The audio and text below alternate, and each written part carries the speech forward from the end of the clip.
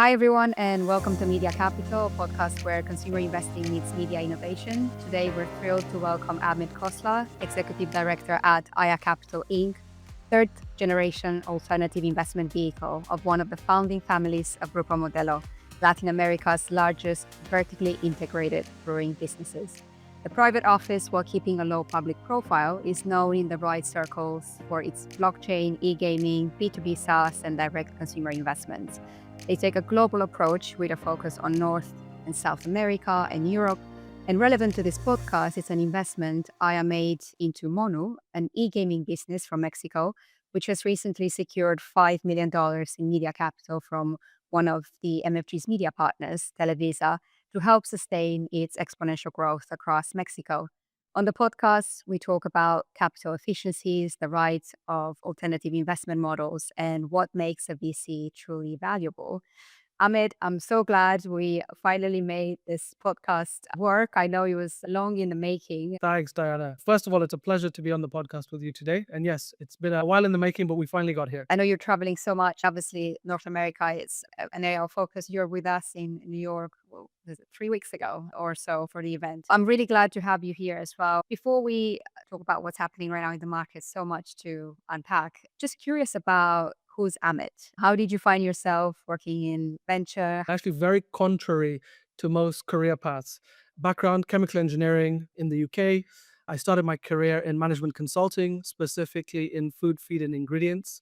I cut my teeth basically supporting growth stage businesses commercialize their IP. This gave me a lot of exposure into the FMCG market, specifically product life cycles from ideation financing through to market rollout. Obviously, this has a huge impact in terms of understanding how technology is scaled, capital flows, and investment decisions shape new businesses and market segments. After this, I was headhunted to join a VC backed fintech business as a strategy consultant, which actually, interestingly enough, quickly transitioned into taking over the helm as CEO. And what that focused on was spearheading new market expansion, scaling the team globally, streamlining product market fit, leading multiple financing rounds. So I suppose from an operating perspective, I have a lot of understanding having been there at the coalface.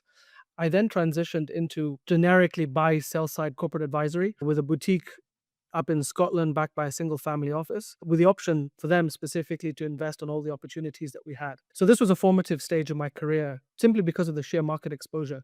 We looked at everything from fintech, coatings on surgical blades, you name it. It was a vast variety of sectors. I specifically led over 500 million in early stage private equity transactions. And so this allowed me to get a hands-on experience in helping them scale, navigate complex growth challenges, which was particularly relevant at the time. And then I suppose the story into AYA, a funny story again. I worked on Latin America's largest invoice discounting platform and compliance ecosystem. And essentially, we packaged the business up for acquisition. We ended up selling it to Grupo Modelo in Sweden before they listed on NASDAQ. And this is where I met my now principals at AYA Capital, who were significant minority shareholders in the business. Coming full circle now to my principal role at AYA Capital, I realized what excites me most is not only deploying capital, but partnering with founders, helping them turn ideas into sustainable, impactful businesses. And so I've seen how first-hand venture capital at its best is more than just funding. It's about building trust, sharing expertise, and empowering entrepreneurs to realize their vision. Fantastic journey into AYA Capital. We spoke so many times. I don't know about your chemical engineer background. I interviewed several people on the podcast, and it's interesting to see actually you're the third or the fourth guest with a heavy chemical engineering or bioscience background. And the others end up either in building businesses or venture investing. I'm quite intrigued about how certain experiences, early on experiences, shape somebody's future career. Throughout these years, has there been a defining moment for you that completely shifted your direction and where you are now? I think for a lot of engineers that then go into finance, it's about processes and systems, right? And with everything, you need to have solid processes, solid systems, and metrics for being able to track progress or opportunities. So I think that's one of the factors why a lot of engineers end up as bankers or in the finance ecosystem. But specifically on a career defining moment, just after the pandemic, I just joined AYA Capital. And one of our portfolio companies was basically navigating the aftermath of the global switch off. It faced a severe liquidity crunch. Now, what would most people do? Run for the hills. How can we get out of the position? What can we do to pivot? For me was really interesting was taking a step back and saying, okay, rather than immediately pushing for a quick exit or a drastic restructure, let's work closely with the founders. Let's understand what the issues are. How can we pivot the business model without affecting operations? Let's renegotiate the debt. Let's ultimately look at a way of coming out of this stronger. Let's see it as a positive, not a negative. And actually, that was really a defining moment for me within AYA because at the end of the day, it's about understanding resilience and adaptability. And most importantly, the significance of being a true partner to entrepreneurs. We're not just a source of capital. It's about partnering and going with them through the ups, downs, and all their trials and tribulations. So this for me was fundamental. I learned that successful investing goes beyond financial metrics. It's about understanding the people behind the business, what makes them tick, what makes them worry. And having an understanding of that then gives us further conviction to back them when things go south. Specifically at Aya, this is a big philosophy for us, right? It guides everything that we do. My team and I focus on really helping founders navigate and seize the opportunities at hand. And at the end of the day, I think we all agree the best outcomes come from long term strategic partnerships where we grow and adapt together. So that's our driving ethos. We looked at several investments together, and I always get a call from you talking about the founder and just supporting them beyond investing capital. In the case of MFG, we're in a way a strategic partner and co-investing together. Makes perfect sense, adding media to, especially for consumer brands. But it just always fascinated me your kind of very hands-on operational support with its founders, whether it's about distribution and obviously with Grupo Modelo, it's a fantastic value add to introductions to very often. I think a lot of investments that you're looking at and you made have celebrities on the cap table. So I feel you take a very hands-on approach to supporting founders. Is that intention and also is that impacting, for example, how many deals you can do in a year? Maybe tell us a bit more about Aya Capital and not only the sectorial thesis, but what is it that you're looking for in founders? This is not only true for Aya, to be fair, all VCs right now understand the necessity to support founders. And if you're going to be hands on, I'll give you an example. I had a phone call yesterday at 12:30 at night because of an issue that they're facing. And they just literally needed 2 minutes of a decompression, brainstorming session, and we start the day afresh. And I think anybody that's going to be in VC needs to recognize if you're going to be true value add, you need to be available to your founders and seem to be a mentor, not a manager. So that's one point. And then to the second part of your question, which is what do we look for in a founder? Gosh, we probably look at about 5 to 600 deals a year, which doesn't sound like a lot compared to other VCs, but we just have very focused channels for identifying prospective companies. We tend to do about 3 to 5 investments a year. But remember, unlike a traditional VC, we're a discretionary capital pool. So I can do more or less deals depending on the quality of opportunities that we see, and obviously based on the ticket sizes that are required. Right now, we're focusing on the consumer segment as we're looking at a number of drinks businesses, alcoholic, non-alcoholic, functional drinks as well. So prebiotic, probiotic drinks.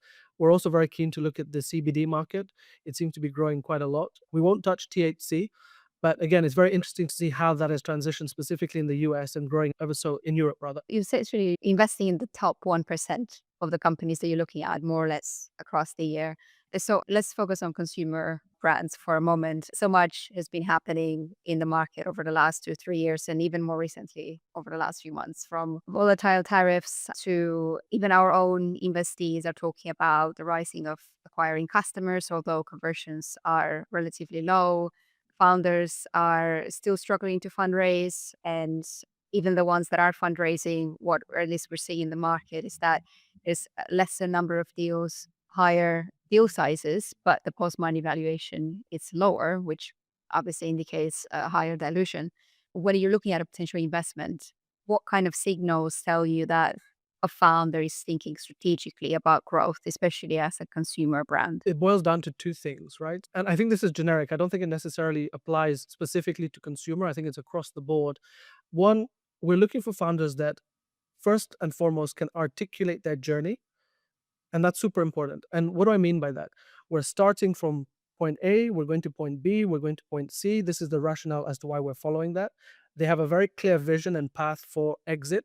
And I know a lot of people are talking about exit, it's 10, 15 possible years away. But no, actually, we need to think more creatively than that. Let's talk about your addressable market. What are you actually going after? What are the quick wins that you can do right now to cement yourself to be in a better position to be acquired? What are the metrics that you internally, without external investors, are tracking? Be that your cost of acquisition, your lifetime value. What does that metric look like? Is your lifetime value greater than your cost of acquisition between 12 to 18 months? Okay, great. Tick for us. Are you thinking about capital efficiency, right? Are you tracking your cash flows? Do you understand where every dollar is being spent and why it's being spent on that? That's super, super important for us. And then I think the third part is also you've got to look at the founders, right? Not necessarily the product. Are they resilient, adaptable? Do they have the right mix internally? You've got obviously visionaries, operators. Do they work well as a team? And what we find is they might all start on the right strategic vision, but there gets a point in the journey, and this always happens, right? So to anybody that says they don't have bumps along the way is lying or is very naive to the fact that yes, there's always going to be ups and downs, and the downs are going to be a lot worse than the ups, frankly speaking. Can they adapt and change and still stick together as a team? And that just comes through the litmus test. Do they get along? How do you see that dynamic? And this is actually screened. We have a very intensive screening process which is not invasive. A lot of people will have the same conversation, multiple questions asked around the same themes. How are they answering this? Put them in a situation where they are not prepared. How do they then react to that environment? And that tells us a lot about the founders. Given the new market realities, are you adjusting your expectations around what you were previously expecting to see, let's say 4 or 5 years ago, in terms of CAC, LTV, payback periods when you're looking at your investments? Or you're actually saying that because a lot of categories are quite saturated. I think with the advancement of performance marketing and AI tools, there's so many D2C companies, right, coming into the market. Do you think the bar just actually got higher? How are you adjusting your expectations right now? Just talking about market dynamics right now, if anything, the bar has actually been set a lot higher. Founders need to focus a lot on their cost of acquisition, but they also need to understand the cost of acquisition dynamics based on the stage that they're at. We all know that when you start up a company and you're within the right moat, your cost of acquisition can actually be very low. But as you scale, obviously your cost of acquisition goes up. A lot of founders freak out to that fact. And then I think when it comes about capital efficiency, do they really have a finger on the pulse when it comes to their numbers and their financials? Are they tracking this? That is super, super important right now. So I think, yes, consumer brands right now across the board need to focus on capital efficiency. There is still room for trial and error, but from our perspective, there's not much room to play with. And dollars get burnt very fast if you're looking at inorganic growth, pushing marketing spend in areas that are unproven. It just doesn't work right now. You need to have a very clear plan and path for that. First question would be, would you invest in a company that doesn't have, even if it's a D2C company today, without a robust strategy to go into retail, larger distribution? And what convinces you essentially that a brand can, in fact, win shelf space and attention and long term loyalty? So, question back to you is at what stage would we be having this conversation? Because in reality, if it's just a concept on a piece of paper in a very saturated market segment, let's talk about drinks or hair care products or something like that. The reality is we would follow them, we would track them, but they'd need to have multiple touch points in order to demonstrate that what they're able to achieve is possible and that there is appetite for their product. And again, that all boils down to differentiation. It boils down to what are they trying to solve?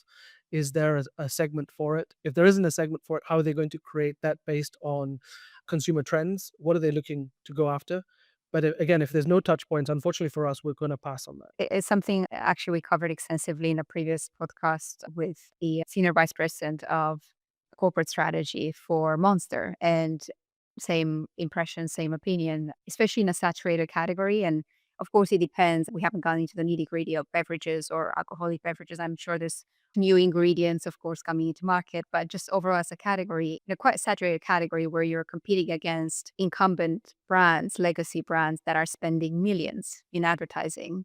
What's your unique edge? And I'm curious also to hear from you. We do different roundtable discussions across the year, and one was in London just a few months ago, and we had about 30, 35 funds in a room, VCs, private equity funds, family offices, all investing in consumer. And a lot of questions were asked and comments were shared. But I think one consensus that this VCs are looking at, how are you going to grow your brand beyond just investing in Google and Amazon and Meta? And probably the hardest thing to do is to try to build a brand on Meta. And you've co-invested with some media for equity partners before. AYA Capital invested or invested before.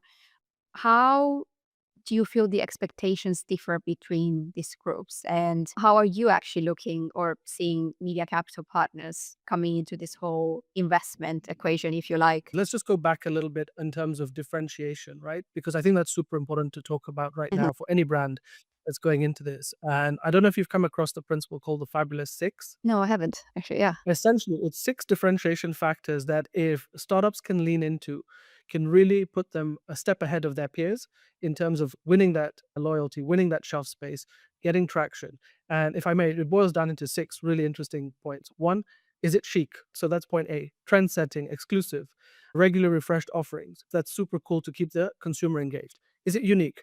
How is it personalized in terms of experience? How are you getting recommendations on that product? A big factor, and we've seen this a lot recently, is community.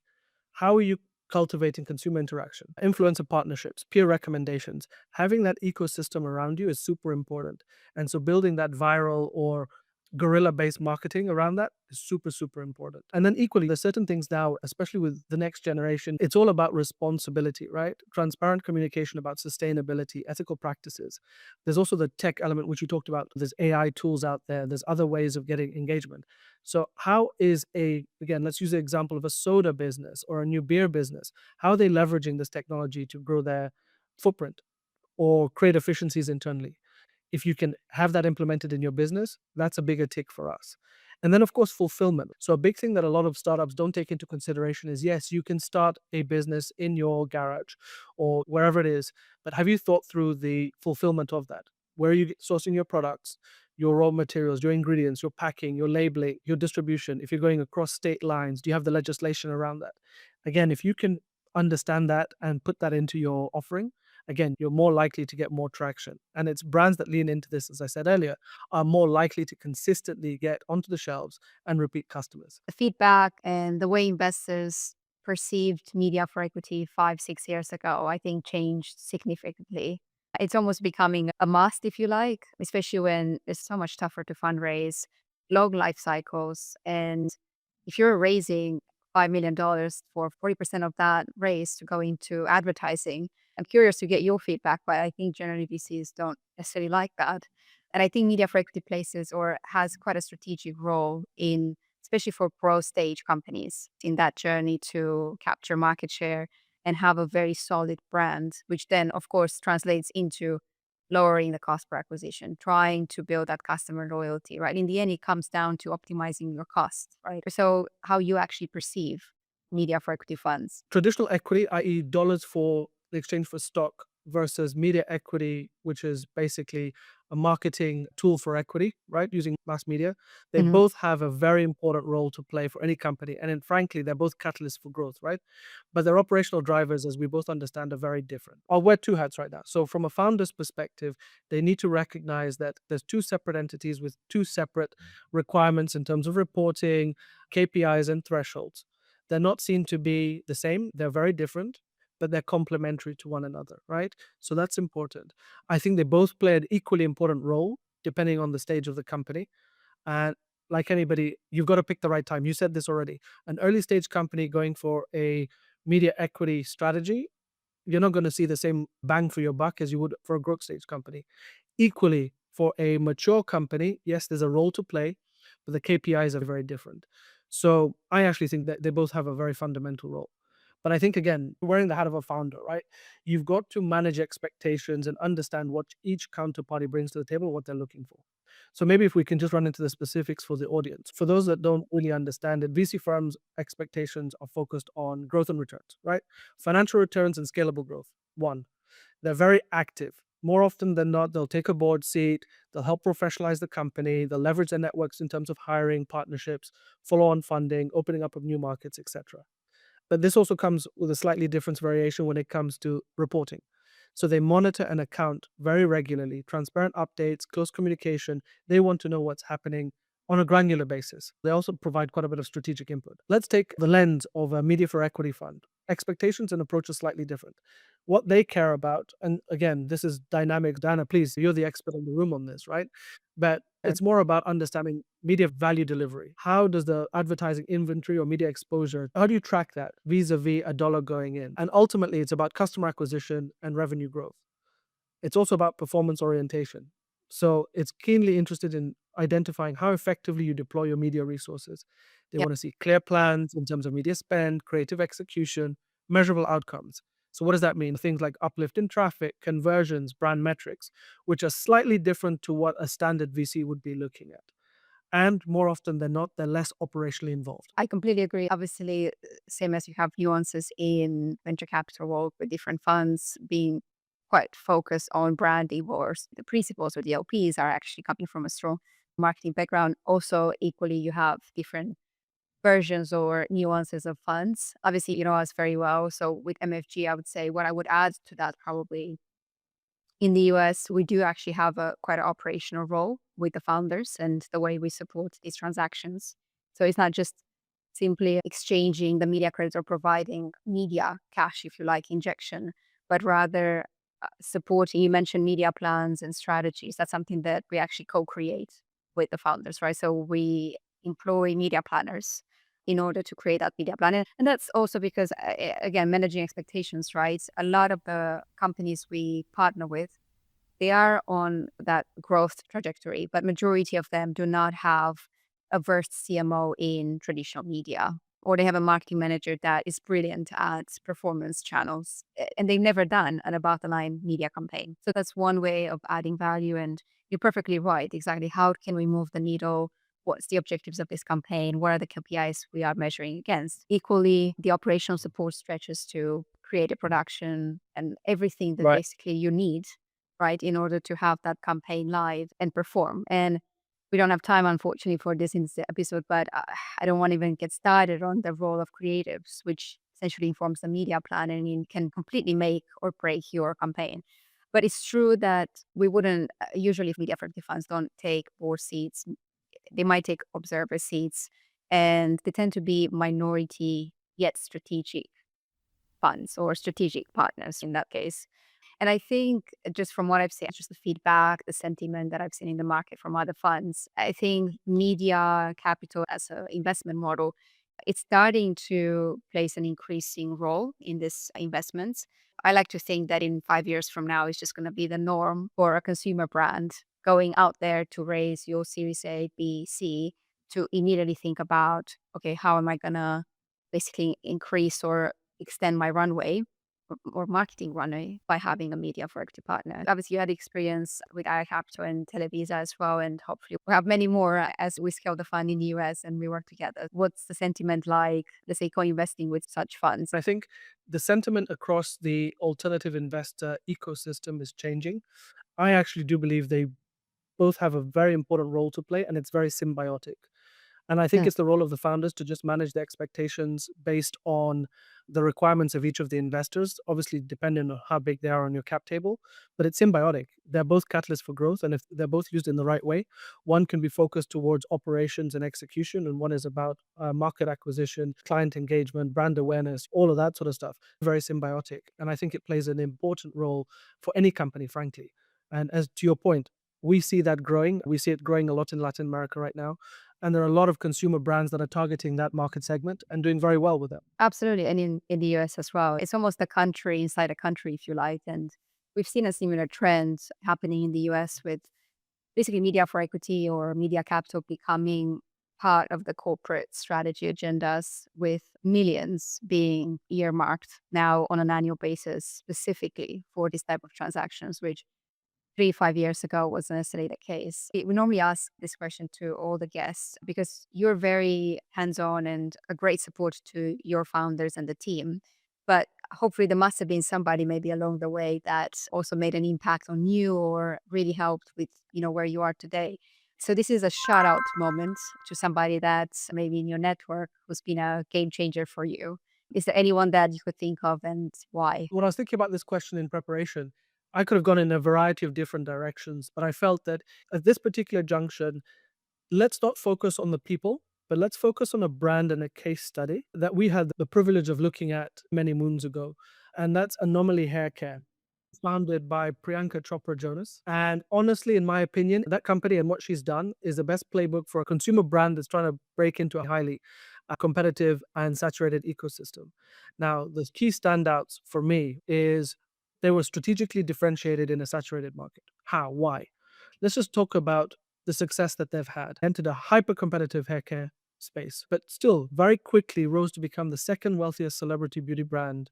I think it was back in 2023 or 2024, even surpassing established names like Kylie Jenner. Again, it comes back down to the six key principles and authentic differentiation. So, one, it started off with sustainable packaging. So packaging made from entirely different products, specifically in this case, I think it was recycled oceanic plastics and landfill waste. So all of a sudden, you're targeting the generation who's saying, we want to look after our planet. Second was price point, affordability, and access, right? So all of the products are priced below $6, but still it's a premium product and it has very clean ingredients inside it. The brand has been very transparent when it comes to its communication on its ingredients, what they're doing, fostering trust and long term loyalty. We've seen that went down the omni channel growth route right from the get go. So they were able to achieve rapid growth and scale and in shelf space in a variety of retailers. Now, of course, there's the celebrity element, and we can't take that for granted. She's a big name in the industry, she has a mass following and reach. But again, it comes back down to the fundamentals within that. Branka and her team have provided a playbook for capital efficient growth, hands down. They've grown very fast, and their cost of customer acquisition has been very low compared to their competitors. Why? They went down the omni-channel route. What's particularly pertinent and nuanced from an investor's perspective, looking at other brands going in, and again, this is why it's a defining moment for me, was the fact that they were very resilient, they could scale very fast, they were not culturally alienated. It applied to everybody in the ecosystem. The approach to sustainability, affordability, authenticity, consumer returns has been amazing. So yeah, big shout out to her and her team. It's a great example as well for what we just discussed earlier, right? In terms of having that omni-channel strategy early on. And as you were mentioning it, I think probably a lot of founders think that really set the bar high in terms of what you're looking for in incoming investments, right? It's possible to be calculated and capital efficient and have that strategy laid out early on.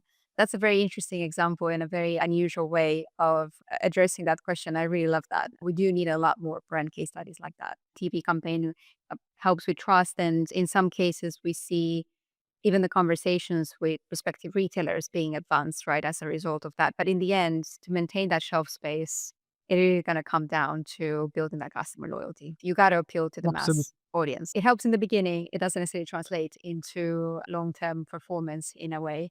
I normally ask a very kind of general open question about important lessons, but maybe just to help you nail down to a few. And this is a question that I ask almost every other investor. Why don't we invest more in consumer brands?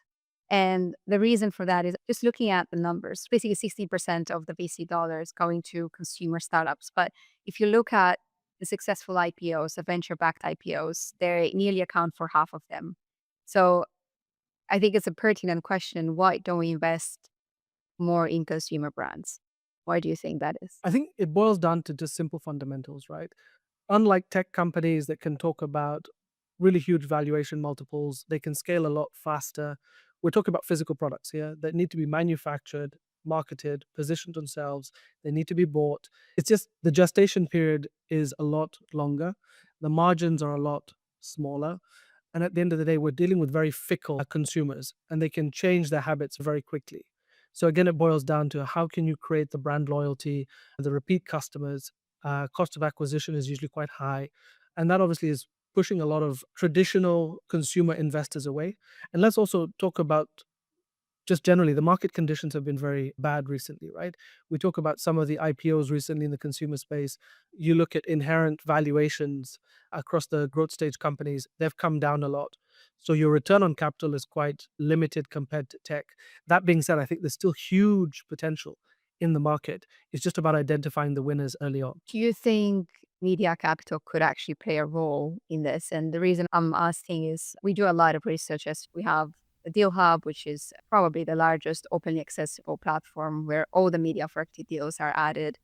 And we've gone through about 580 investments for the last research. We looked at how many companies have exited in the last 15 years that raised media capital. And when we looked actually at the path to IPO, not necessarily just the success, but also the path and the growth. And overall, the exit rate was about 30% exit rate, seventh of which happened through an IPO. I believe The average in venture is about 2%. So already that's higher than the average. But two, the path to that IPO was on average 12 months shorter than a traditional brand that just didn't have access to this investment. Do you see that changing or potentially playing a role in the success, the performance of the IPOs? And also, you mentioned the long periods, which is perfectly legit. It would take a company on average 8 years to enter or think about TV if there was no use of media capital. Otherwise, you could basically shorten that path to 3, 4 years from the research we looked at and we've done. What's your take on this? What do you think? I think if there's a way that we can position it, and again, it boils down to the speed and growth of the company, right? So the value of media credits is at a stage when the company is just coming into growth. Any earlier than that, I think it becomes very difficult to, you can actually tell the masses about your product, they can see it. But if they can't buy it, or you have logistical issues, pricing issues, you're not with the retailers because you don't have proven touch points, it's a waste. So I think it's a timing thing. But to your point, I absolutely fundamentally feel that if we can get in at the right inflection point and it becomes an industry norm, it's a fantastic opportunity to cut down the gestation. Absolutely. One of the issues with consumer brands is there's no network effects. I think getting that brand visibility out there, and it can go alongside a lifestyle business or whatever you're doing, you then start having network effects, which you don't traditionally have Yeah. in the ecosystem. We're seeing pre-IPO companies very much looking to this model. And if you think about it, it in a way, it makes perfect sense. 6 months, 9 months leading up to that IPO is really just a marketing roadshow, getting everybody excited about it. This is what I find it quite interesting about alternative investment models like media capital or revenue share or revenue-based financing, is that it translates across the board. You can start with a growth Yep. stage business what continues to pre-IPO. In fact, we've had examples of even public listed companies, for example, maybe in their domestic market, like Australia, entering the UK or US and accessing this model in order to get that velocity, right, to grow the brand internationally. I know we're running, unfortunately, out of time, but I do want to set aside some time for a quick fire round if you're up for it. These are very short questions and answers. I think this might be a tough one to start with, but if you're starting a consumer brand today, what's one financial principle that you wouldn't compromise on? Cash flow management, hands down, cash flow management. I think there could be other factors that could go into that, but no, cash flow management. Understanding everything about your business, the unit economics, revenues, forecasted revenues, track it on a daily basis, your ingoings, your outgoings, your margins, your efficiencies that can be had. That's super, super important. There have been a lot of companies, even mature companies, that have had cash flow issues and have gone out of business, right? So cash flow management is super important, non-negotiable. What's one founder behavior that always signals long term thinking for you? Owner mindset. They treat external capital as if it was their own money, and therefore they are very prudent in how they spend it. Everything has an ROI or a KPI attached to that dollar. And that's super, super important for us. That means that they understand what they need to do with that money. And they really, at the best of times, stretch it out and they keep scrappy. And that's really important. Very interesting you say that. And sorry, I shouldn't add any comments to this section. It's supposed to be very short, but I'm just going to leave you with a thought. Sometimes frugality it's perceived as being risk adverse and not always signals the right or it sends the right signal to investors. And I think there's very interesting research and debate about also gender balance and how women-led businesses that are more naturally risk adverse, I think in the way we run companies, it's being perceived by investors. But yeah, it's very interesting you said that. I think it's also probably a reflection of what's been happening in the market. But I'm glad you say it because I think sometimes it just the more frugal you are and the more careful you are, it's not about spend at all costs. Sometimes it's perceived that you're not growing enough, right? Or you Yes. don't have that velocity that investors usually expect. Speaking of that, what's the most counterintuitive thing you've learned in venture? Failure in venture, i.e., backing contrarian visionaries and those businesses going south for whatever reason, is actually not to be perceived as a negative. I wear that as a badge of honor. The whole purpose of the VC ecosystem is to back contrarian thinking, people that are literally on the edge of what they're doing, trying to revolutionize a sector, an industry, a market, whatever it might be. And that comes with potential shortfalls. And if we're not trying to, as they say, hit a six here in the UK or a home run in the US, we're not doing our jobs right. I completely agree. As a fund supporting founders essentially create new categories. This is where obviously strategic marketing advertiser comes into play. When you're creating a new category, you need that support. I completely agree with you. Amit, unfortunately, we are out of time, but I'm so glad that we recorded this episode. It also wraps up our season, so it's a memorable one. And obviously, I'm so excited to have you on board with MFG and continue working together and looking at some deals together in the months to come. So I really appreciate you taking the time to do this. Likewise. Thank you, Diana. Thank you for the opportunity. It's been great. And obviously, we can do a part two. Obviously, there's lots of questions on both sides. Thank you so much. And thank you for joining us on the Media for Growth podcast. If you enjoyed the episode, leave a review, follow the pod, and subscribe at mediaforgrowth.com. This September, global corporate venture fund leaders land in San Francisco for Counterpart VC Week, the biggest and most exciting event of its sector. Join us on September 9th for a private gathering to connect the media, sports, and venture worlds. This curated evening will explore how Media for Equity can serve as a blueprint for a broader services for equity model, unlocking new monetization and growth strategies for media CVCs, co-investors, and their portfolio companies. Learn more by following MFG on lu.ma.